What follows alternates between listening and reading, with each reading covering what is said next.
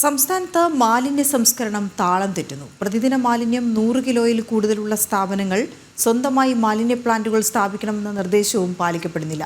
സ്ഥാപനങ്ങളിൽ നിന്നുള്ള മാലിന്യങ്ങൾ എവിടെ നിക്ഷേപിക്കുന്നുവെന്ന് കണ്ടെത്താൻ സർക്കാരിനുമാകുന്നില്ല.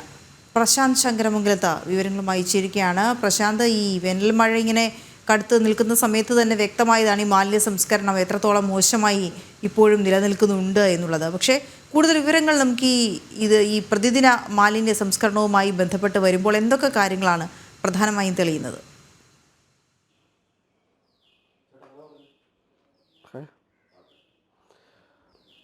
അവിടെ മാലിന്യ സംസ്കരണം അതുമായി ബന്ധപ്പെട്ട ഗുരുതരമായ വീഴ്ചകൾ സംഭവിക്കുന്നതാണ് ഇപ്പോൾ നമുക്ക് മനസ്സിലാക്കാൻ കഴിയുന്നത്. അതായത് തലസ്ഥാനത്തെ അടക്കമുള്ള വിവിധ ഹോട്ടലുകളും അതോടൊപ്പം തന്നെ സമാനമായ സംരംഭങ്ങൾ അല്ലെങ്കിൽ സ്ഥാപനങ്ങൾ, ഈ സ്ഥാപനങ്ങളിൽ നിന്നെല്ലാം മാലിന്യങ്ങൾ നീക്കം ചെയ്യുന്നതും അല്ലെങ്കിൽ ഈ സ്ഥാപനങ്ങളിലെ മാലിന്യങ്ങൾ സമാഹരിക്കുന്ന അടക്കമുള്ള കാര്യങ്ങളിൽ ആ പദ്ധതികൾ, സർക്കാരിൻ്റെതായിട്ടുള്ള പദ്ധതികളെല്ലാം താളം തെറ്റുന്നു എന്നതാണ് വിവരം.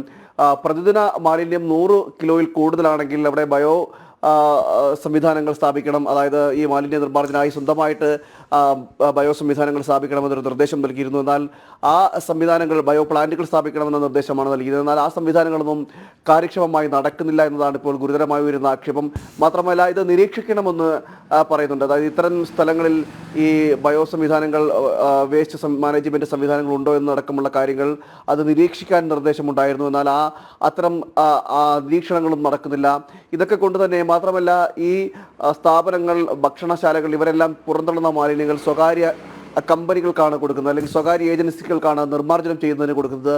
ഈ സ്വകാര്യ ഏജൻസികൾ ഇത് കളക്ട് ചെയ്ത് എടുക്കുന്ന മാലിന്യം എവിടെ തള്ളുന്നു, അല്ലെങ്കിൽ എവിടെയാണ് ഇത് നിർമ്മാർജ്ജനത്തിനായി കൊണ്ടുപോകുന്നത് എന്നടക്കമുള്ള കാര്യങ്ങളിൽ സർക്കാരിനോ നഗരസഭകൾക്കോ വലിയ കാര്യമായ വ്യക്തതകളൊന്നുമില്ല. സംസ്ഥാനത്തിൻ്റെ വിവിധ ഭാഗങ്ങളിലടക്കം ഇത്തരത്തിൽ ഈ മാലിന്യങ്ങൾ, ഹോട്ടൽ മാലിന്യങ്ങൾ ശേഖരിക്കുകയും വഴിയിലും ജനവാസ മേഖലകളിലൊക്കെ തള്ളുന്നതായിട്ടുള്ള വാർത്തകൾ നേരത്തെ വന്നിരുന്നു.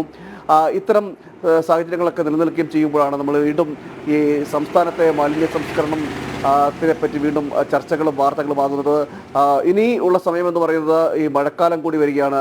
ഇതോടുകൂടി ഇത്തരം കാര്യങ്ങളിൽ അടിയന്തരമായ നടപടിയെടുത്തില്ലെങ്കിൽ വലിയ രീതിയിലുള്ള ഗുരുതരമായ പ്രത്യാഘാതങ്ങൾ ഉണ്ടാകും, ഗുരുതരമായ രോഗങ്ങൾക്ക് കാരണമാകുന്ന സാഹചര്യം ഉണ്ടാകും. മാത്രമല്ല, നമ്മുടെ നാടും നഗരവും എല്ലാം ചീഞ്ഞുനാറുന്ന അവസ്ഥയിലേക്ക് എത്തുകയും ചെയ്യും എന്നാണ് മനസ്സിലാക്കാൻ കഴിയുന്നത്. അതുകൊണ്ട് തന്നെ അടിയന്തരമായിട്ട് ഇതിലൊരു നടപടികൾ വേണമെന്ന ആവശ്യവും ശക്തമാകുന്നുണ്ട്. ഇതിൽ നേരത്തെ തമിഴ്നാട്ടിൽ, കേരളത്തിൽ നിന്നുള്ള മെഡിക്കൽ മാലിന്യങ്ങൾ തമിഴ്നാട്ടിലെ തിരുനെൽവേലി ജില്ലയിൽ ഒരു ഗ്രാമത്തിൽ തള്ളിയത് വലിയ രീതിയിൽ വിവാദമായിരുന്നു. അതിന് പിന്നാലെ വാർത്തകളും പ്രതിഷേധങ്ങളും ഉണ്ടായി. തമിഴ്നാട്ടിൽ നിന്നടക്കമുള്ള രാഷ്ട്രീയ നേതാക്കന്മാരടക്കം പ്രതിഷേധമായി രംഗത്ത് വരികയും ഒക്കെ ചെയ്തതിന് പിന്നാലെ കേരളത്തിന് വലിയ നാണക്കേടുണ്ടായിരുന്നു. കേരളത്തിന് വലിയ നാണക്കേടുണ്ടായിരുന്നു. തുടർന്ന് കേരളത്തിലെ തിരുവനന്തപുരത്തു നിന്നും ജില്ലാ കളക്ടറുടെ നേതൃത്വത്തിൽ ഒരു വലിയ സംഘം തിരുനെൽവേലിയിലേക്ക് തിരിക്കുകയും അവിടുന്ന് മാലിന്യങ്ങൾ നീക്കം ചെയ്ത് കണ്ടെയ്നറുകൾ, വാഹനങ്ങളിലാക്കി ലോറികളിൽ ഈ മാലിന്യം തിരിച്ച് കേരളത്തിൽ കൊണ്ടുവരേണ്ട അവസ്ഥയെല്ലാം ഉണ്ടായിരുന്നു. ഇതെല്ലാം ഈ പറഞ്ഞ വേസ്റ്റ് മാനേജ്മെൻറ്റ് സിസ്റ്റം കൃത്യമായി പരിപാലിക്കാൻ കഴിയാത്തതിൻ്റെ പ്രത്യാഘാതങ്ങളാണ് ഉണ്ടായത്. സമാനമായ സാഹചര്യങ്ങൾ ഉണ്ടാകാൻ ഇനിയും ഉണ്ടായിക്കൂടാ എന്നില്ല. നേരത്തെ അതുമാത്രമല്ല, ഈ തമിഴ്നാട് അതിർത്തിയിൽ വെച്ച്, കന്യാകുമാരി ജില്ലയിൽ തമിഴ്നാട് അതിർത്തിയിൽ വെച്ച് സമാനമായ രീതിയിൽ കേരളത്തിൽ നിന്ന് കൊണ്ടുപോയ ഹോട്ടൽ മാലിന്യങ്ങൾ പിടികൂടുന്നൊരു സംഭവം നേരത്തെ ഉണ്ടായിരുന്നു.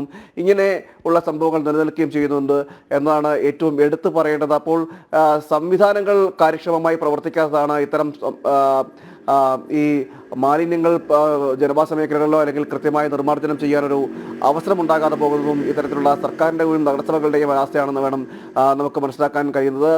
തലസ്ഥാനത്തേക്ക് വരികയാണെങ്കിൽ തലസ്ഥാനത്ത് നിരവധി ഹോട്ടലുകളുണ്ട്.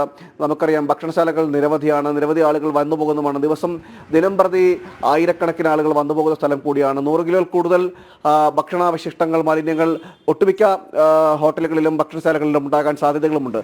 എന്നിരിക്കെ ഇത് നിർമ്മാർജ്ജനം ചെയ്യുവാനുള്ള രീതികൾ, അല്ലെങ്കിൽ ഏതൊക്കെ രീതിയിൽ നിർമ്മാർജ്ജനം നടത്തുന്നു അടക്കമുള്ള കാര്യങ്ങളിൽ അതൊന്ന് ചിന്തിക്കുവാനോ അല്ലെങ്കിൽ അതിന് വേണ്ട നടപടികൾ, തുടർന്നുള്ള കാര്യക്ഷമമായ രീതിയിൽ എന്തൊക്കെ നടപടികൾ സ്വീകരിക്കണം എന്നതടക്കമുള്ള കാര്യങ്ങളിലേക്ക് കടക്കാൻ ഇതുവരെയും സർക്കാർ കഴിഞ്ഞിട്ടില്ല എന്നതാണ് വിമർശനാത്മകമായിട്ട് ഇപ്പോൾ ഉയർന്നത്.